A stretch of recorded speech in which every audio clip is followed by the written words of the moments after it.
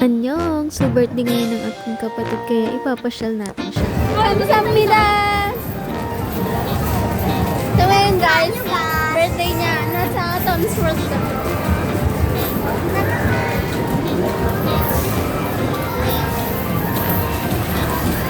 And here we go! We are 40 na yan?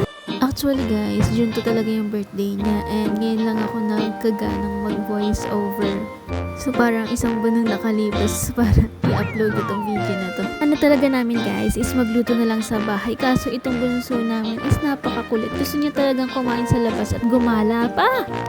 Akala mo naman napakayaman ng ate niya, di ba? Di ba? Syempre dahil bida-bida tayong ate, kakain tayo sa labas kahit walang pera.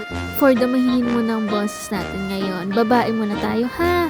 So pagtapos nga nila maglaro, kakain na kami ngayon sa labas. Kakain na kami dyan pagtapos namin magpa-photobooth. Nagpa-photobooth din pala kami guys. Hindi ko na napakita sa inyo kasi naka-landscape yung video. Aray mo. Itong kapatid ko na to, bigla na lang lumapit dito sa teddy bear na malaki. Ang name daw nito is Capybara. Ewan ko, ngayon ko lang siya narinig. Ang weird. Charis.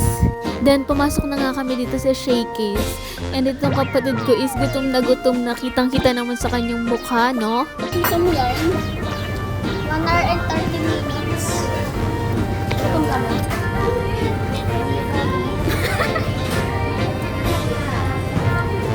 After so many years, dumating na ngayong order namin itong mozzarella cheese sticks.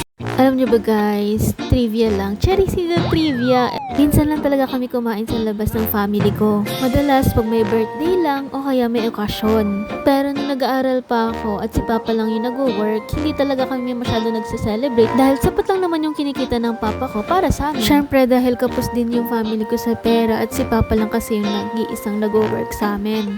Ngayong nagtatrabaho na din ako, syempre nakakatulong na din ako sa family. At kapag may birthday sa amin, ako na yung nagsusponsor. O diba, sino ka dyan, madam? Tuntua nga sila sa mozzarella cheese dito. Kung mapapansin nyo, pinagalaruan na nila. Nakakatuwa lang din makita na happy yung mga kapatid mo kapag gumagastos ka ng pera. Syempre, anin mo naman yung pera mo kung nakatago lang sa baul, diba? Cherries! Hala, for the sermon yarn! Pero guys, hindi lang naman ako gastos ng gastos. Syempre, dapat may ipon tayo. Pero sa mga nakakapanood po na ito, huwag niyo po akong utangan. Charis! Hindi ko na pala napakita sa inyo na dumating na yung iba pa naming order. Kasi guys, gutom na kasi sila. Kaya yun, nilantakan na nila yung pagkain. Anyways, papakita ko na lang sa inyo at the end of the video. Charis! Muntik pa nga kayong masarahan dito sa mall.